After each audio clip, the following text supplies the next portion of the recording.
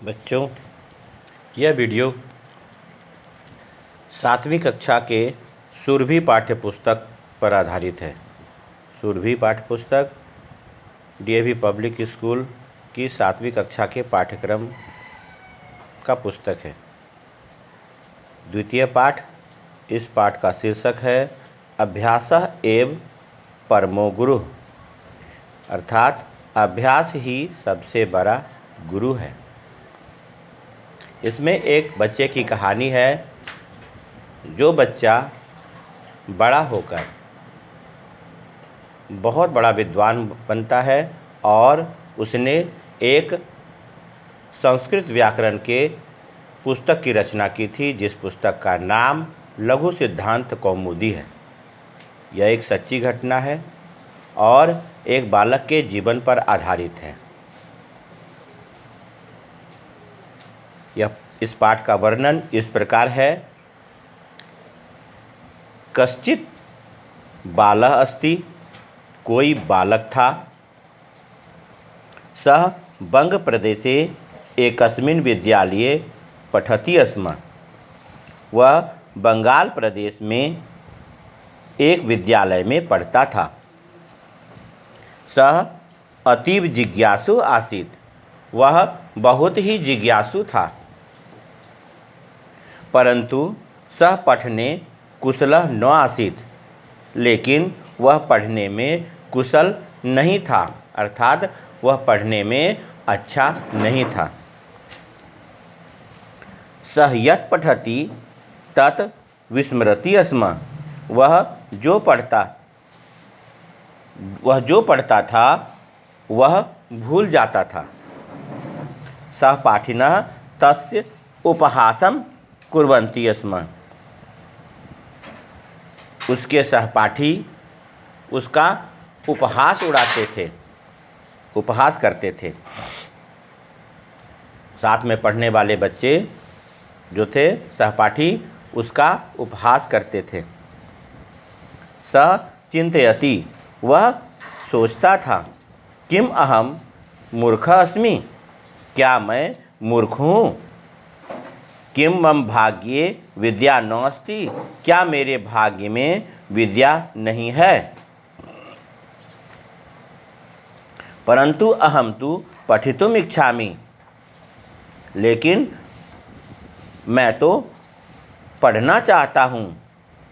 तदा किम कर्तव्यम, तब क्या करना चाहिए। एकदा सः मार्गे एकम कूपम अपश्यत्। एक बार उसने रास्ते में एक कुआं देखा। कूपस्य उपरि एकः घटः आसीत्, कुएं के ऊपर एक घड़ा था। सः घटस्य अधः एकं गर्तम् अपश्यत्।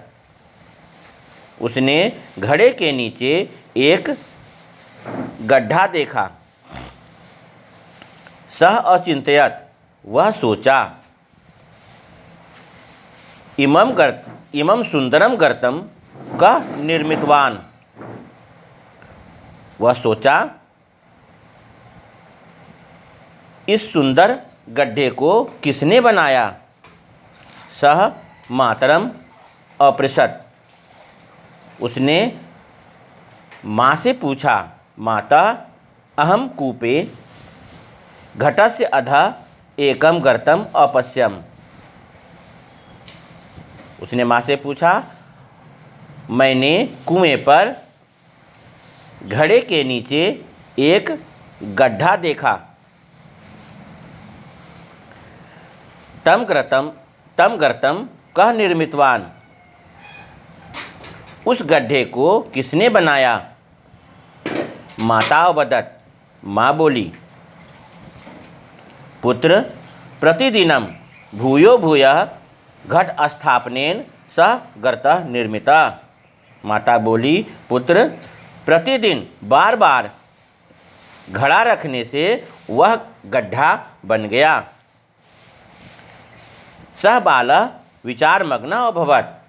वह बालक विचारमग्न हो गया, अर्थात विचार में लीन हो गया और सोचने लगा। तो विचारमग्न अभवत्। तो वह बालक विचार मग्न हो गया। सः अचिंतयत्, उसने सोचा, यदि भूयो भूयः घट स्थापनेन पाषाणशिलायां गर्तः अभवत्, उसने सोचा यदि बार बार घड़ा रखने से पत्थर के चट्टान पर गड्ढा हो गया, तदा अर्थात तब, किम पुनः पुनः पठनेन मम मतिः तीव्रा न भविष्यति, तब क्या बार बार पढ़ने से मेरी मति यानी मेरा मस्तिष्क तेज नहीं होगा। यानी वह सोचने लगा, सह अचिंतयत्, वह उसने सोचा यदि बार बार घड़ा रखने से पत्थर के चट्टान पर गड्ढा हो गया, तब क्या बार बार पढ़ने से मेरा मस्तिष्क तेज नहीं होगा। इति विचार्य, ऐसा विचार करके सह विद्या अभ्यासे संलग्न अभवत्, ऐसा विचार करके वह विद्या के अभ्यास में संलग्न हो गया यानी लग गया। सह पुनः पुनः पाठान अपठत्, वह बार बार पाठों को पढ़ा यानी उसने बार बार सभी पाठों को पढ़ा। पुनः पुनः लेखनस्य अपि अभ्यासम अकरोत्, बार बार लिखने का अभ्यास भी किया। स्नेह स्नेह सह बुद्धिमान अभवत्, धीरे धीरे वह बुद्धिमान हो गया। सह परीक्षायां विशिष्टम स्थानम प्राप्तवान, उसने परीक्षा में विशिष्ट स्थान प्राप्त किया यानी परीक्षा में विशेष स्थान प्राप्त किया। अधुना तस्य सहपाठिनः तस्य उपहासं न कुर्वन्ति स्म, अब उसके सहपाठी उसका उपहास नहीं करते थे, अपितु आदरं कुर्वन्ति स्म, बल्कि आदर करते थे। सत्यम एव अस्ति, सत्य ही है। अभ्यासः एव अस्ति परमो गुरु, अभ्यास ही सबसे बड़ा गुरु है। इस पाठ से हमें यह शिक्षा मिलती है कि हमें निरंतर अभ्यास करना चाहिए। अभ्यास करने से जो है वह जड़मति भी तेज हो जाती है। तो हिंदी में इस बालक के प्रति एक कहावत है, वह इस प्रकार से है कि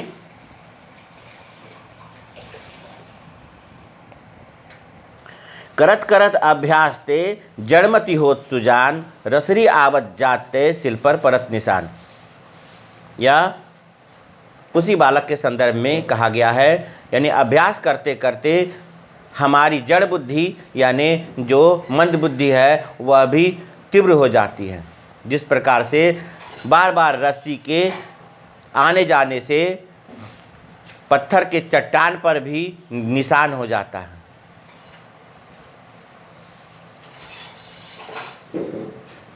इस पाठ वर्णन को अपनी सुविधा के अनुसार से सुने और इनके संस्कृत वाक्यों के साथ में हिंदी वाक्यों को बोले, पढ़े, समझे और अपनी उत्तर पुस्तिका में लिखने का अभ्यास करें। धन्यवाद।